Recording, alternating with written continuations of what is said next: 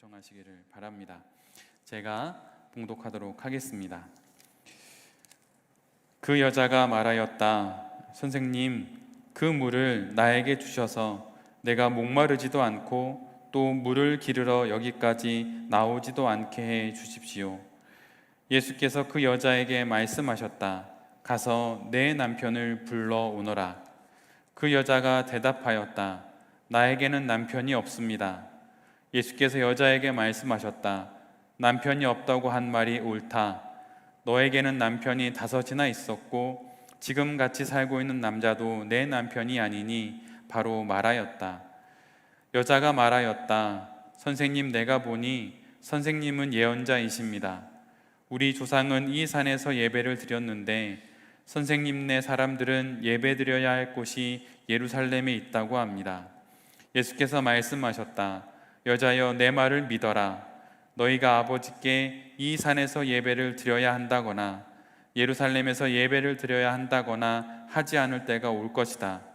너희는 너희가 알지 못하는 것을 예배하고 우리는 우리가 아는 분을 예배한다. 구원은 유대 사람들에게서 나기 때문이다. 참되게 예배를 드리는 사람들이 영과 진리로 아버지께 예배를 드릴 때가 온다. 지금이 바로 그때이다. 아버지께서는 이렇게 예배를 드리는 사람들을 찾으신다. 하나님은 영이시다. 그러므로 하나님께 예배를 드리는 사람은 영과 진리로 예배를 드려야 한다. 여자가 예수께 말했다. 나는 그리스도라고 하는 메시아가 오실 것을 압니다. 그가 오시면 우리에게 모든 것을 알려주실 것입니다. 예수께서 말씀하셨다.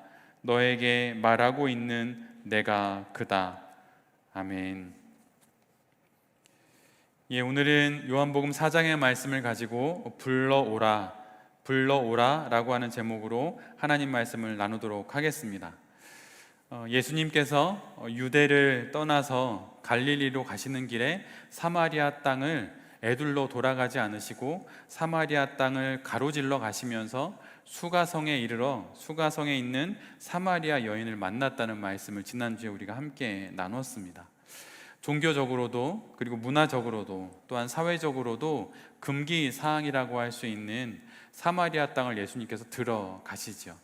일부러 들어가신 것입니다. 들어가야만 했기 때문에 그곳에 들어가신 것입니다.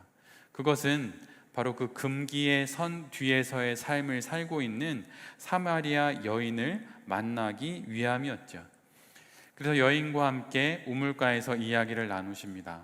예수님께서 먼저 나에게 물을 좀 달라고 말씀을 하죠. 그러다 여인이 그거에 대해서 또 답을 하게 되고 그러면서 이야기가 이어져 오다가 오늘에 이르게 되는 것입니다. 그 얘기의 끝부분에 예수님과의 대화를 통해 여인은 예수님께서 다시는 목마르지 않는 물을 주실 수 있다는 말씀을 하시자 그 물을 달라고 하지요. 그래서 다시는 목마르지 않고 다시는 이 우물가에 나와서 물을 기르는 일이 없도록 해달라고 예수님께 요청을 하게 됩니다. 여전히 여인은 예수님의 말을 이해하지 못하고 있지요. 이 부분은 이 사마리아 여인을 만나기 이전에 세례 요한의 이야기가 나오고 또 그 이전에 유대인의 지도자인 니고데모가 나오게 되는데 그 니고데모가 예수님과의 대화 가운데 보였던 반응과 동일한 반응을 지금 여인이 보이고 있는 거예요. 예수님께서 니고데모하고 중생과 영생의 이야기를 나눌 때 예수님께서 이렇게 말씀하시죠. 너는 지금 내가 말하고 있는 이 일을 육의 일로 보고 있다라고 말씀을 하십니다. 그런데 오늘도 동일하게 이 사마리아 여인도 니고데모와 같이 지금 예수님께서 말씀하시는 그 물, 그 생수를 육의 눈으로 보기에 다시는 목마르지 않는 그 물을 내게 지금 달라고, 우물가에 다시 나오지 않도록 그 물을 달라고 그렇게 말하고 있는 것이죠. 여인의 이 이야기를 들은 예수님께서는 이렇게 여인에게 말씀을 하십니다. 가서 내 남편을 불러오너라. 생수와 영생의 이야기를 하다가 갑자기 남편의 이야기를 꺼내십니다. 이건 참으로 엉뚱한 이야기이죠. 예를 들어서 편의점에 가서 생수를 사려고 하는데 갑자기 앞에 있던 그 점원이 우리에게 남편을 불러와 주십시오, 이렇게 말한다면 너무 엉뚱한 이야기 아니겠습니까? 근데 지금 생수와 영생의 이야기로 한참 내용을 이끌어 가시던 예수님께서 갑자기 그 여인에게 남편을 불러오라고 이야기하십니다. 그러자 이 여인은 자신에게는 남편이 없다고 이 말을 해요. 그러나 사실 우리 모두가 알다시피 이 여인에게는 5명의 남편이 있었고, 지금 6번째 남자는 이미 그 여인의 곁에서 남편의 역할을 하고 있습니다. 그런데 여인은 남편이 없다고 이야기를 하죠. 근데 더 놀라운 것은 남편이 없다고 말하는 이 여인의 이야기가 옳다고 예수님께서 말씀하신다는 거예요. 제게는 5명의 남편이 있고 또 한 남자가 제 곁에 있습니다라고 말한 사람이 여인이 아닙니다. 예수님께서 그 말씀을 하셨어요. 너에게 5명의 남편이 있었고 지금도 한 남자가 네 곁에 있지만 너에게는 남편이 없다. 그러기에 네 말이 옳다. 예수님께서 이렇게 말씀하시는 것입니다. 도대체 무엇이 옳다고 하시는 것일까요? 여인에게 남편들은 사실 삶을 지탱해주는 유일한 버팀목이었습니다. 이 남편으로 안 되면 저 남편으로, 저 남편으로 안 되면 또다시 다른 남편으로, 아니 어쩌면 기구한 사연으로 남편들로부터 버림받은 여인일 수도 있겠지요. 그런데 그렇게 버림을 받으면 받을수록 여인은 내 불행의 모든 것이 남편이 없기 때문이다라는 생각에 더욱 남편을 의지하게 된 것일 수도 있습니다. 목이 마르다고 바닷물을 마시면 마실수록 더 갈증이 나듯이 남편은 결코 여인의 영혼을 다 채워줄 수 없었어요. 그럼에도 불구하고 여인은 남편을 찾았고 또 바꾸고 또 찾으며 그렇게 삶을 살아왔던 것이죠. 그러다 오늘 예수님을 결국 만나게 된 것입니다. 신앙을 다양하게 정의할 수 있지만 신앙이란 내가 살아가는 삶의 근원적인 갈증이 이 땅의 것으로 채워지지 못한다는 것을 아는 것이 바로 신앙입니다. 그리고 신앙이란 나의 근원적인 갈증이 오직 한 분, 우리 주 예수 그리스도로 채워질 수 있고 해결될 수 있다는 것을 알고 사는 것이 바로 신앙이에요. 이렇게 하나님으로 자신의 근원적 갈증이 해결되어야 그 이외의 나머지 모든 갈증들이 분별이 됩니다. 그리고 그 갈증들에 대한 적절한 해결 방법도 제대로 찾을 수 있는 것이죠. 남편은 애시당초 그녀의 갈증과 목마름을 해결해 줄 존재가 되지 못한 거예요. 눈에 보이는 것으로 우리의 영혼의 갈증은 결코 해결되지 않습니다. 그 어떤 것도 우리 눈에 보이는 것으로 우리의 영혼의 갈증을 해결할 수 없어요. 눈에 보이는 것들로 우리의 삶의 갈증을 해결하며 하면 할수록 우리는 더 큰 갈증에 빠지게 됩니다. 돈이든 힘이든 능력이든 좋은 직장이든 가족이든 우리 눈에 보이는 그 어떠한 것으로 나의 영혼의 근원적인 갈증을 해결하려고 하면 할수록 우리는 더더욱 큰 갈증에 빠지게 되어 있어요. 우리가 삶을 살아가면서 수많은 어려움에 빠지는 그 근원적인 이유가 무엇일까요? 믿음의 선인은 이렇게 이야기했어요. 불완전한 세상에 불완전한 인간들과 함께 불완전한 내가 살기에 우리는 끊임없이 많은 문제를 만나게 된다고 하는 거예요. 그러기에 내 눈에 보이는 그 어떤 것으로 이 불완전한 세상에 불완전한 어떤 인간을 통하여서 우리의 근원적 갈증이 해결되지 못하는 것입니다. 내 자신 역시 마찬가지예요. 내 자신으로 내 자신의 근원적인 갈증을 해결할 수가 없는 것입니다. 오늘 본문의 여인과 같은 남편을 통해서도 그 근원적 갈증은 해결될 수가 없는 거예요. 2000년 전 그 당시의 남편은 사실은 지금 이 시대의 남편보다 훨씬 더 큰 의미를 갖고 있습니다. 아마 한 여인에게 있어서는 그 삶의 전부를 기대할 수 있는 유일한 것이라고 할 수 있어요. 그런데 예수님께서 말씀하시는 거예요. 그것으로도 결코 너의 근원적 갈증은 해결되지 않는다는 거예요. 그래서 너에게 남편이 없다라고 말하는 그 말이 옳다고 하는 것입니다. 참으로 이상하게도 우리 인생에 가장 중요한 것은 늘 보이지 않는 거예요. 이 땅의 모든 생명들에게 가장 필요한 공기는 보이지 않습니다.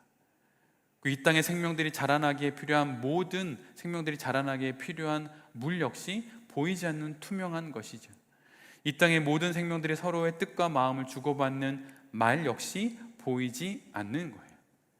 신앙이란 바로 이 보이지 않는 것들이 우리의 삶의 근본임을 아는 것입니다. 즉, 하나님이 우리의 삶의 근본임을 아는 거예요. 이사야 55장 1절로 3절까지의 말씀 중에 이런 말씀이 있습니다. 한번 잘 들어보십시오. 너희 모든 목마른 사람들아, 어서 물로 나오너라. 돈이 없는 사람도 오너라. 너희는 와서 사서 먹되 돈도 내지 말고 값도 지불하지 말고 포도주와 젖을 사거라. 어찌하여 너희는 양식을 얻지도 못하면서 돈을 지불하며 배부르게 하여 주지도 못하는데 그것 때문에 수고하느냐? 들어라, 내가 하는 말을 들어라. 그리하면 너희가 좋은 것을 먹으며 기름진 것으로 너희 마음이 즐거울 것이다. 너희는 귀를 기울이고 나에게 와서 들어라. 그러면 너희 영혼이 살 것이다. 내가 너희와 영원한 언약을 맺겠으니 이것은 곧 다윗에게 베푼 나의 확실한 은혜다. 이사야의 말씀처럼 지금 예수님께서 목마른 여인을 부르고 있으신 거예요. 오라고, 어서 오라고, 돈 없어도, 가진 것 하나 없어도 오라고 부르시는 것입니다. 아무리 돈을 지불하고 내 인생의 많은 부분을 허락하고 지불하고 찾고 또 찾는다 하더라도 이 세상의 것들로는 결코 우리는 배부를 수 없고 우리의 갈증은 결코 해결되지 않습니다. 우리는 결코 그것들로 시원케 되지 않아요. 오히려 그것을 쫓으면 쫓을수록 우리는 더 큰 갈증에 빠지게 되는 것이죠. 6명의 남성으로도 그 남편으로도 해결되지 않는 갈증은 7, 8, 9, 10 그렇게 더 많은 남편을 만난다고 결코 해결되는 것이 아닙니다. 그러기에 너에게는 너의 갈증을 해결해 줄 그 남편이 하나도 없다고 말하는 것이 바로 예수님의 말씀이라고 하는 것이죠. 여러분 어떤 갈증에 지금 놓여져 있으신가요? 무엇에 목말라 하시고 또 무엇으로 그 갈증과 결핍을 해결하고 있으십니까? 지금 예수님께서 그것들이 내 모든 불행과 시련의 원인이 아니라고, 너에게 그런 남편이 없기 때문에 불행한 것이 아니라고 말씀하시는 거예요. 애시당초 그것은 갈증을 해결시켜 줄 것이 못 된다고 말씀해 주시는 것입니다. 오직 예수 그리스도만이 우리의 근원적 갈증을 해결해 줄 수 있는 분임을 다시 기억하라고 우리를 이 말씀 앞에 세우는 거예요. 이미 우리 주 예수 그리스도를 영접한 우리의 영혼이 메말라가는 이유가 무엇일까요? 예수님을 이미 영접하고 예수님을 나의 신랑으로 삼아 살아감에도 불구하고 우리의 영혼이 메말라가는 이유는 무엇일까요? 그것은 그 근원적인 갈증을 하나님으로 풀지 않고 상황과 조건을 바꾸어 풀려고 하기 때문입니다. 상황의 개선을 위한 노력과 애씀이 필요 없다는 것이 결코 아니에요. 가장 먼저 내 영혼이 생수의 근원 되시는 하나님을 만나야 한다고 하는 것입니다. 그리고 그 만남을 통해 지금 내가 갈급해하고 있는 이 목마름이 어떤 식으로 해결해야 되는지 그 방법들을 알아가게 되는 거예요. 모든 문제의 원인 그리고 모든 문제의 해법은 하나님에게 있습니다. 내가 하나님과 가까이 있지 않기 때문에, 내가 하나님을 통해 나의 근원적 갈증이 해결되지 않기 때문에 내가 겪고 있는 상황과 내가 겪고 있는 여러 사건들 가운데 그렇게 내가 힘들고 잘못된 방법들을 해법으로 찾아가게 되는 거예요. 모든 이들은 저마다 자기 자신만의 영혼의 원천들이 있어요. 그리고 그 영혼의 원천으로부터 흘러나오는 물을 마시며 살아갑니다. 성도에게 그 원천은 예수 그리스도예요. 그 원천이 혹시 마치 등산을 하다 보면 샘물이 솟아나야 되는 그 샘물이 나뭇잎으로 덮여 있듯 내 영혼의 원천이 혹시 그런 나뭇잎으로 덮여 있는 것은 아닌가요? 혹시 근심의 나뭇잎으로, 또는 불안의 나뭇잎으로, 아니면 후회의 나뭇잎으로 말입니다. 아니면 안목의 정욕이나 이생의 자랑으로 그 영혼의 원천이 덮여 있는 것은 아닙니까? 날마다 새롭게 샘솟는 샘물만이 우리의 원천이 될 수 있습니다. 그리고 그것을 마실 때만 우리가 이 목마름이 해결되는 거예요.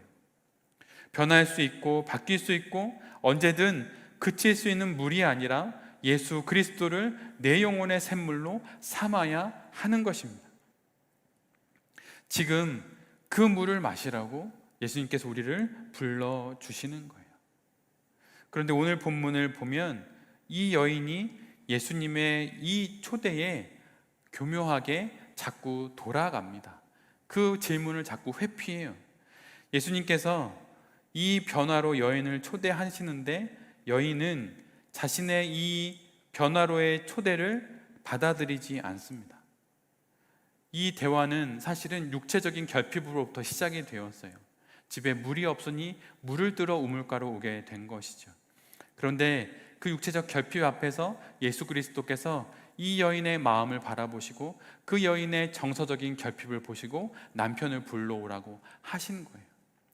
그러자 이 여인이 갑자기 자신의 치부가 드러나게 되자 흠칫 놀라면서 갑자기 주제를 예배로 바꾸어 버립니다.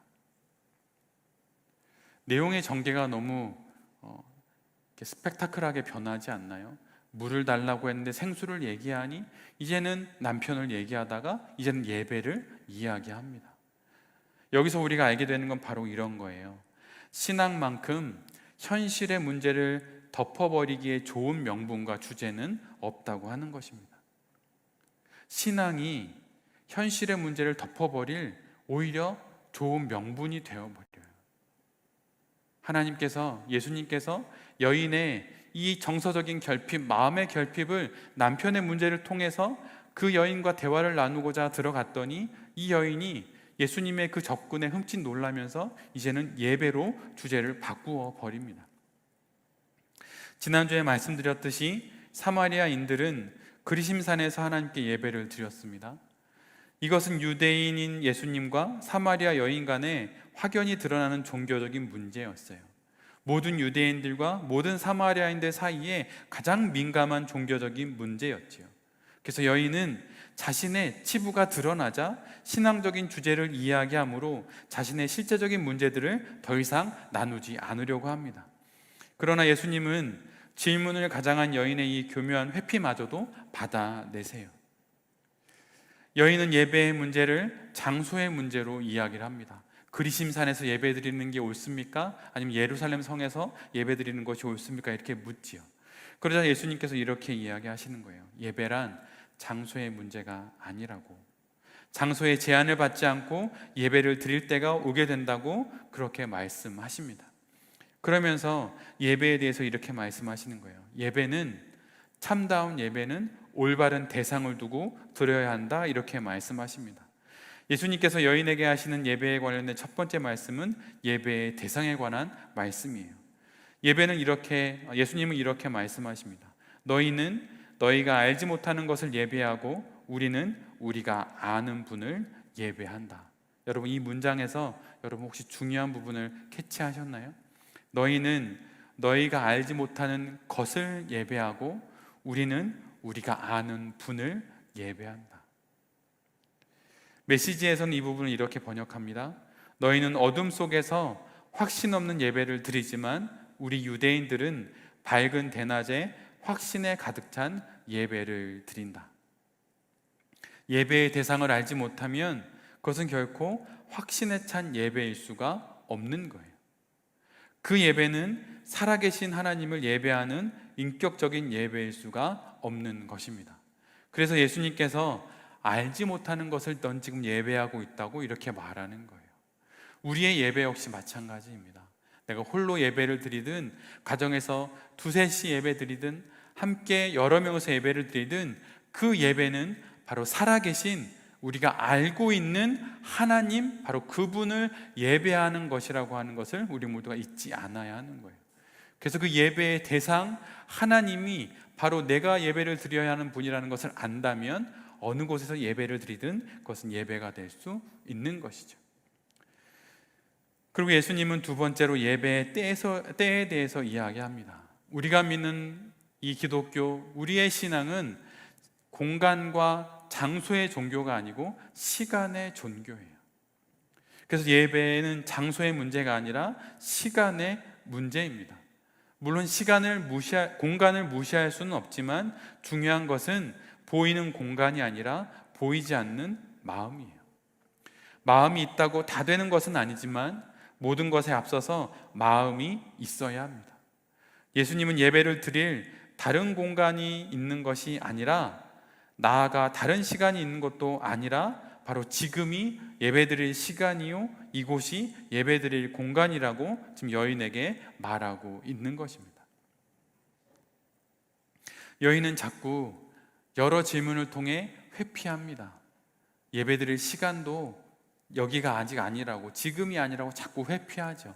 근데 예수님은 말씀하시는 거예요. 그런 게 아니다. 지금 여기서 살아계신 하나님을 예배할 수 있다. 이렇게 말씀하시는 것입니다. 그리고 세 번째로 예수님은 예배의 방법에 대해서 말씀하세요. 예수님 지금 여기서 살아계신 이 하나님께 예배하는 방법을 여인에게 일러줍니다. 그것은 영과 진리로 예배하는 것이죠. 유진 피터스는 이렇게 번역해요. 너희는 영으로 진리를 추구하는 예배를 드려야 한다. 여기서 영은 성령을 말하고 진리란 길이요 진리이신 예수 그리스도를 가리킵니다. 즉 영과 진리로 예배드린다고 하는 것은 성령으로 말미암아서 거듭난, 성령으로 영으로 거듭난 중생한 그리스도인들이 진리이신 예수 그리스도를 아는 자가 되어 드리는 예배, 바로 그것을 말하는 거예요. 더 정성을 들여야 한다거나 더 신실하게 드려야 한다거나 그런 것이 아닙니다. 성령으로 말미암아서 거듭나 중생한 그리스도인이 진리를 아는, 즉 예수 그리스도를 아는 자가 되어 드리는 것이 바로 예배라고 하는 거예요. 그러기에 중생하지 않은 자가 예배를 드릴 수는 없는 것입니다. 물론 예배의 자리에 있을 수는 있지만 그것은 예배가 아닌 것이죠. 이단에 빠져서 아무리 긴 시간 예배를 드린다 하더라도 그건 애시당초 예배가 아닌 거예요. 왜냐하면 그곳에는 성령이 없고 예수 그리스도를 아는 것이 없기 때문입니다. 이렇게 시간에 구애받지 않고 장소에 구애받지 않고 영과 진리로 우리가 예배드릴 수 있는 이유가 무엇일까요? 그것은 이유가 하나 있는데, 그것은 바로 하나님이 영이시기 때문이에요. 영이신 하나님께 우리가 예배를 드릴 수 있는 이유가 바로 이러한 이유이고, 영이신 하나님이시기 때문에 우리가 이렇게 예배를 드릴 수 있는 거예요. 헬라어 본문에서는 영이라는 단어가 사실은 제일 먼저 나와서 강조됩니다. 그래서 그 번역을 따르면 이와 같이 번역할 수 있어요. 영이 하나님의 본질이다. 이것은 하나님에 대한 가장 간단하지만 가장 강력한 말씀이에요. 하나님은 우리처럼 장소와 시간에 제한을 받으시는 분이 결코 아닙니다. 그분은 어느 곳에나 임재하시고 언제나 계신 분이에요. 그러기에 우리는 그분께 언제나 어디서나 예배할 수 있는 거예요. 영과 진리로 예배한다는 것은 이것 외에 다른 방식으로 예배할 수 없다는 것을 의미합니다. 영이신 하나님께 우리가 성령으로 예수 그리스도로 오직 예배를 드릴 수 있는 거예요. 돈으로, 실력으로, 지극정성으로, 경건한 온 매무새로, 눈물로 예배할 수 있는 것이 결코 아닙니다. 하나님께 드리는 예배는 오직 영과 진리로만 드릴 수 있어요. 그러기에 모든 이들이 예배를 드릴 수 있는 거예요. 모든 그리스도인들이 예배를 드릴 수 있는 것입니다.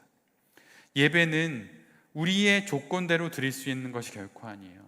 내가 좀 더 잘 다듬어서, 내가 좀 더 거룩해져서 드릴 수 있는 것이 결코 아닙니다. 예배는 하나님의 조건대로 드릴 수 있는 거예요. 하나님의 조건이 무엇입니까? 그것은 바로 영과 진리로 드린 거예요. 이 부분에 대해서 메시지에선 유신 피터슨이 이렇게 번역해 놓고 있어요. 아버지께서는 바로 그런 사람, 곧 그분 앞에 단순하고 정직하게 있는 모습 그대로 예배드리는 사람들을 찾으신다. 단순하고 정직하게 하나님 앞에서 살고자 하는 그 있는 모습 그대로 하나님께 나와 예배드리는 그 사람을 찾으신다고 말씀하시고 계세요. 영과 진리로 살려고 애쓰는 그 사람, 그래서 영과 진리로 오늘 예배드리려고 하는 그 사람, 바로 그 사람을 찾으신다고 하는 것입니다. 그런 사람이 드린 예배를 받으신다고 하는 거예요. 단순하고 정직한 사람, 그 사람이 어떤 사람일까요? 교회에서의 모습과 직장에서의 모습이 같고, 집에서의 모습과 다른 이들 앞에서의 모습이 같고, 아내 앞에서의 모습과 남편 앞에서의 모습과 길거리에서 만나는 사람들과의 앞에서의 모습이 같은 사람, 그런 사람의 예배를 받으신다고 하는 거예요. 그러기에 우리 모두는 지금 예배할 수 있고, 지금 여기서 예배할 수 있습니다. 그리고 우리 모두는 거듭난 영혼이 되어 예수 그리스도를 통해 하나님께 예배를 드릴 수 있는 거예요. 그런데 여기서 또다시 여인은 이 예수님의 이 예배에 관련된 말씀 앞에서도 또다시 회피해요. 그 여인이 이렇게 이야기합니다. 나중에 메시아가 오시면 그 모든 것을 알려줄 것이라고 저도 알고 있습니다. 이렇게 이야기해요. 남편에 대한 문제를 이야기하고, 또 육체적인 정서적 결핍을 이야기하고, 이제는 예배에 대한 신앙적인 결핍마저 해결해 주셨는데, 마지막으로 예수님이 오시면 그때 먼 훗날 그 모든 것이 설명되어지고, 그때 비로소 내가 온전한 인생을 살 수 있게 될 것이라고, 예배를 드릴 수 있게 될 것이라고 여인이 또다시 회피합니다. 여인은 예배의 때를 끊임없이 회피해요. 끊임없이 유보합니다. 이렇게 말하는 것이죠. 지금은 아니라고, 좀 더 나중이라고, 좀 더 은혜 받으면 그때, 아니면 예수 그리스도가 오면 그때, 메시아가 오면 그때 내가 예배 드릴 수 있다고 이렇게 이야기합니다. 그러자 예수님께서 이렇게 말씀하세요. 내가 그다. 너가 찾고자 하는 메시아가 바로 나다. 이렇게 말씀해주고 계신 것입니다. 여인의 수많은 질문과 회피와 유보, 그것을 넘고 응답하시면서 마침내 예수님께서 내가 그다라고 하는 이 하나님의 말씀 앞에 그 여인을 세우게 되는 거예요. 그리고 그 여인 앞에 너의 육체적인 결핍과 정서적인 결핍과 신앙적인 결핍이 채워져야 하는 그 시간이 다른 어느 때가 아니라 바로 지금이라고 말씀해 주시는 것입니다. 오늘이 아니라고 여러분 말씀하지 마십시오. 지금이 아니라고 여러분 말씀하지 마십시오. 예수님이 오늘 우리에게 말씀하시는 거예요. 다른 때가 아니라 바로 지금이라고. 다른 누가 아니라 바로 예수 그리스도인 내가 바로 그라고, 나로부터 새로운 인생이 시작될 수 있다고 그렇게 말씀하시는 것입니다. 사람들은 삶의 수많은 사연들을 겪으면서 자신의 인생이 망가져 나갈 때 이렇게 생각해요. 나의 인생은 틀려버렸다고, 나는 부서진 삶의 이 수많은 조각들로 이미 나는 안 된다고 이렇게 이야기하죠. 사람들은 이미 부서진 인생이요, 망가져 버려서 갖다 버려야 한다고 말할지 몰라요. 그러나 인생은 그렇게 갖다 버릴 수 있는 것이 결코 아닙니다. 고통과 시련, 힘겨운 삶으로 인해 무참히 깨어진 인생의 조각들이 세상 사람들이 보기에, 그리고 내가 보기에 버려야 할 쓰레기인지는 모르겠지만, 또 지워버려야 할 얼룩인지는 모르지만, 실은 그것들은 전능자의 손에 들린 모자이크와 같은 거예요. 여인이 나는 안 된다고, 이렇게 살아봤는데 나의 인생은 이제 끝났다고 말하는 그 여인이 끊임없이 던지는 회피의 질문들을, 그 조각들을 잡으셔서 모으셔서 하나님께서 모자이크처럼 만드셔서 너에겐 아직 희망이 있다고, 너는 내가 그리스도인 것만 알면 다시 시작할 수 있다고 말씀해 주시는 거예요. 세상 사람들은 그 인생의 많은 조각들을 흩어진 파편이라고 부를지 모르지만 예수 그리스도께서는 그것을 전능자의 손에 담으셔서 예배당의 아름다운 스테인 글라스와 같이 빚어주시는 분입니다. 지금 예수님께서 여인에게 바로 이 말씀을 하시는 거예요. 네 곁에 메시아 그리스도가 와 있다고 말이죠. 오늘도 주님께서 우리에게 이렇게 이야기하시는 것입니다. 다른 때 예배할 수 있는 다른 시간이 주어지는 것이 결코 아니다. 바로 오늘, 지금, 바로 여기가 너가 예배드릴 수 있는 장소이고, 너의 부서진 모든 조각들이 전능자의 손에서 예배당의 아름다운 스테인 글라스로 빚어지는 바로 그 때라고 하는 것을 알아야 한다고 우리에게 말씀해 주시는 거예요. 오스왈드 챔버스가 이런 이야기를 했어요. 위기에 처해 있는 성도들을 권면하면서 이런 한 문장을 이야기했습니다. 하나님을 개인적으로 예배하는 관계가 위기를 해결하는 가장 중요한 요소입니다. 위기에 처해 있는 한 개인이 그 위기를 해결할 수 있는 가장 중요한 한 가지 방법이 있는데, 그것이 바로 하나님을 개인적으로 예배하는 관계가 회복되는 거라고 오스왈드 챔버스가 이야기하고 있어요. 공동체로 함께 예배하는 것은 바로 나의 무너진 개인의 예배의 단을 다시 세우기 위함입니다. 하나님을 개인적으로 예배하는 관계가 회복될 때 그것이 바로 위기를 해결하는 가장 중요한 요소가 되는 거예요. 인생의 다양한 형편과 상황들 속에서 하나님과 연결할 수 있는 그 자세와 태도가 우리 모두에게 있기를 빕니다. 이 사건은 안 된다고, 이 일은 안 된다고, 지금 나의 이 모습은 안 된다고 여러분 말씀하지 마십시오. 이 여인도, 하나님 앞에서 수많은 인생을 살았던 수많은 믿음의 선인들도 우리보다 더한 일도 겪었어요. 이런저런 핑계를 대지 말고 나의 가장 큰 결핍을 불러오라 말씀하시는 예수님의 음성을 듣고 그것을 들고 예수님 앞에 나아가십시오. 이 여인과 예수 그리스도의 이 만남, 그리고 내가 그다라고 말씀하시는 예수님의 그 마지막 말씀까지 예수님이 그 여인을 놓지 않으셨어요. 그리고 그 여인의 가장 큰 결핍을 두고 예수님께서 말씀하셨죠. 불러오라, 그것을 가져오라, 이렇게 말씀하신 거예요. 목회자인 저에게도 그런 결핍이 있어요. 잘하고 싶고 뭔가 더 채우고 싶은 것들이 늘 있지요. 예수님께서 저에게 그 말씀을 하시는 거예요. 불러오라, 너는 그게 문제가 아니다. 실은 그것이 결핍된 게 문제가 아니라, 실은 너의 근원적 갈증을 예수 그리스도인 나, 바로 나로 해결하지 않으려고 하는 것이 너의 가장 큰 문제고, 그것이 해결되는 순간 너의 모든 결핍들이 마침내 해결될 것이라고 주님께서 우리에게 말씀하시는 것입니다. 그래서 불러오라고 이야기하시는 거예요. 나의 근원적인 갈증을 오직 한 분, 지금 내 곁에 계신 예수 그리스도로 해결하는 모든 성도님들이 되시기를 빕니다. 그리고 그것을 알고 지금 오늘 여기서 유보하지 않고 회피하지 않고 하나님을 예배함으로 내게 닥친 모든 위기들을 잘 지나가시는 모든 성도님들과 또 이 말씀을 전하는 제 자신이 될 수 있기를 간절히 기도드립니다. 아멘. 이 시간 주신 말씀을 놓고